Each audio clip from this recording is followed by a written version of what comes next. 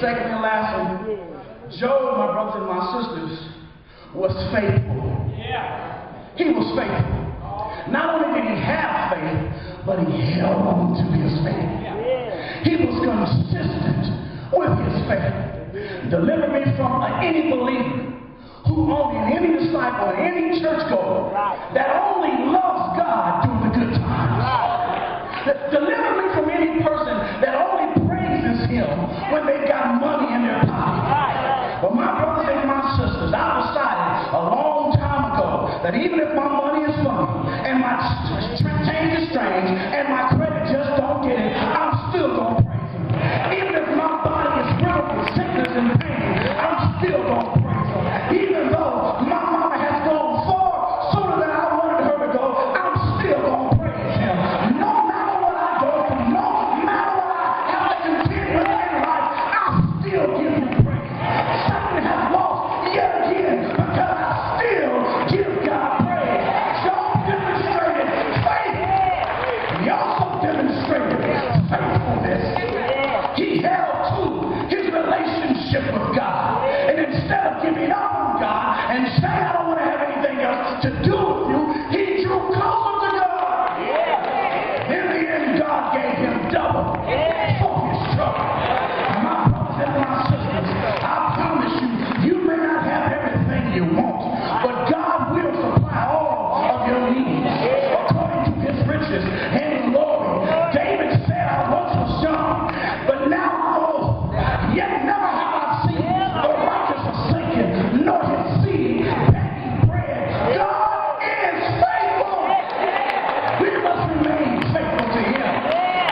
Instead of being fair weather believers and weekend warriors, holding true to God's unchanging hand. It's Jesus Christ who is my rock, the solid rock from which I stand. We need to remain faithful. Please don't let life and all that life throws your way cause you to doubt God. It cause you to write God off. Unfortunately, our family, when you have a large family such as ours, you're going to have a lot of this. And unfortunately, our family has had its share.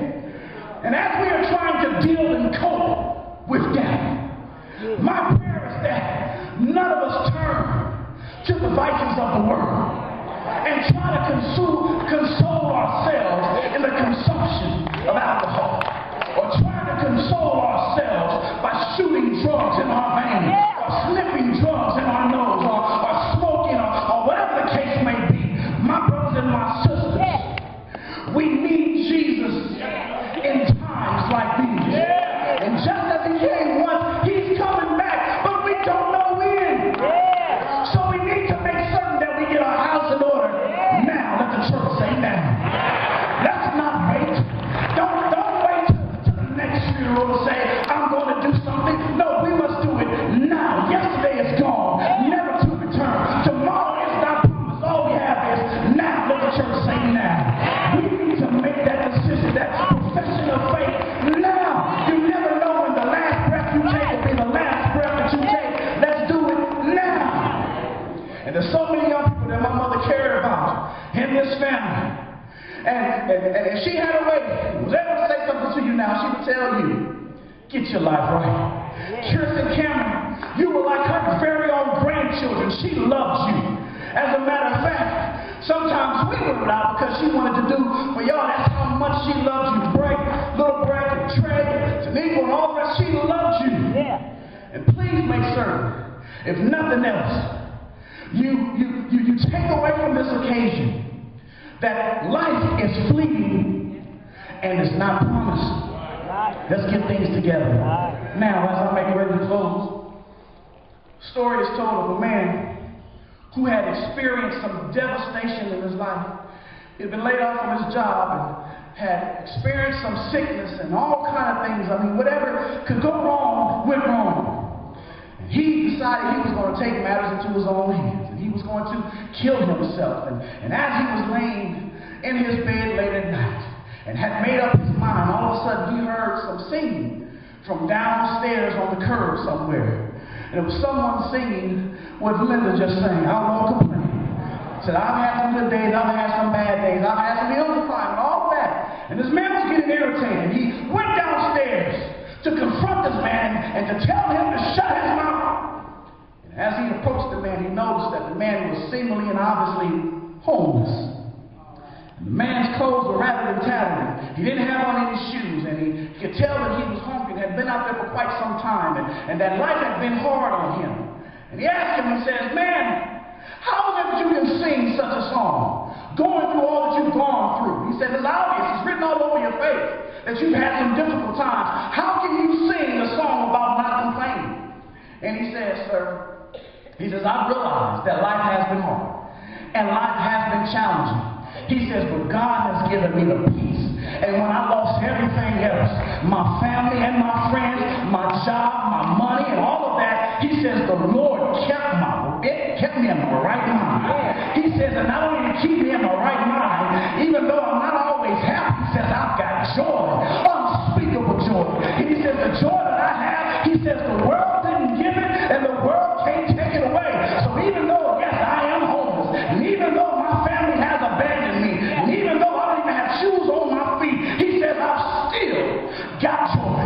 All the things that have been taken away, I still have joy.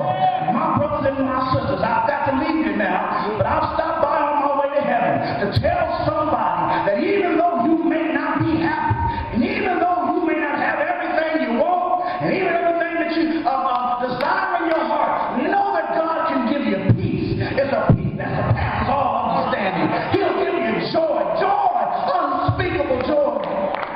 My last story. You all have heard the poem entitled Footprints in the Sand. Here's my version of it. There was a man who was walking along and contemplating and thinking about life and all that he had to go through and all that he had to endure. And as he was conversing with the Lord, he says, Lord, I've got some questions to ask of you.